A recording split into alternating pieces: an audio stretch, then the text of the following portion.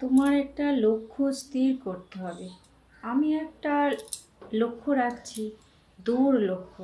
ঠিক আছে, আমি ওই জায়গাটায় পৌঁছাবো, ওই কাজটাই করব, ওই জিনিসটা আমি নেব বা ওই জিনিসটা আমি করব।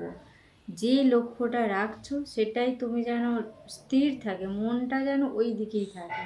আমি কিছু বড় হতে চাই, আমি সমাজে প্রতিষ্ঠিত ব্যক্তি হতে চাই, আমি কিছু কাজ করতে চাইছি, সেই কাজটাকেও যেন লোকেও ভালো বলবে, সবাই ভালো বলবে, আমারও খুশি, আমার ইচ্ছা, আমার ওই কাজটাই ভালো লাগে, আমি সেটা করব।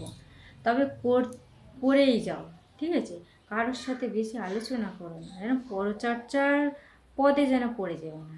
কারোর সাথে আলোচনা করতে গিয়ে না নিজের বিপদ নিজেই ডেকে আনবে। ধরো তুমি যে কাজটা করতে যাচ্ছ, এই দেখ তো আমি এটা করলে কেমন হয়, এটা করব ভাবছি, এই যে ভাবছি তার সাথে যে আলোচনা করছো, অনেকে তো শুভাকাঙ্ক্ষী আছে, সুবুদ্ধি দেবে, সুচিন্তাধারা, অনেকেই না ওটাকে বলবে যে তুই এটা করিস না, তোর দ্বারা হবে না, তুই অন্য কিছু কর।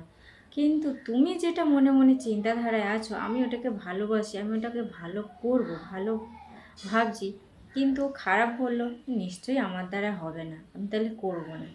এটাকে এটা করতে যেও না। তোমার লক্ষ্য, তোমার জীবন তুমি স্থির করো। পাঁচজনের সাথে আলোচনা করে তোমার লক্ষ্য স্থির করতে যেও না। এক বাবা মা হয় ঠিকই আছে, ওনারা সৎ চিন্তাধারা দেবে, সৎ বুদ্ধি দেবে। অন্য কেউ অন্য কেউ পাঁচজনের সাথে কিছু আলোচনা করতে যেও না। যেটা তুমি করবে, মন স্থির করেছো সেটাই করবে, সেই পথেই এগিয়ে যাও। কারোর কথা কান দিও না, কারোর সাথে বেশি আলোচনা করতে যাও না, তাহলে তুমি লক্ষ্যভ্রষ্ট হবেই।